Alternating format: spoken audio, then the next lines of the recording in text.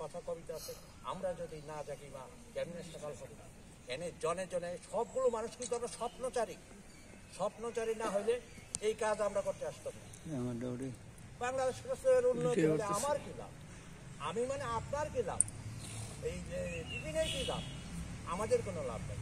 লাভটা হবে আগামী যে সাংবাদিক যে প্রজন্ম আসবে তাদের অর্থনৈতিক মুক্তি, মৌলিক অধিকার মুক্তি, পেশাগত বেতন ভাতা, এই বিষয়গুলো 54 বছরে আজ পর্যন্ত কোনো সমস্যার সমাধান হয় না। রাষ্ট্রের চতুর্থ স্তম্ভ, এটার একটা সমাধান আমাদের করে দিতে হবে এবং সেই লক্ষ্যেই আমরা এই বাংলাদেশের স্বাস্থ্য কমিটি করে বর্তমানে বাংলাদেশের সর্ববৃহৎ সাংবাদিক সংগঠন হিসাবে আমরা দাবি এবং মানুষও বলছি। কারণ বাংলাদেশের একটি সাংবাদিক সংগঠনের স্বাস্থ্য কমিটি আছে, বাংলাদেশ প্রেস ক্লাব ছাড়া আর একটি সংগঠনও নাই। এই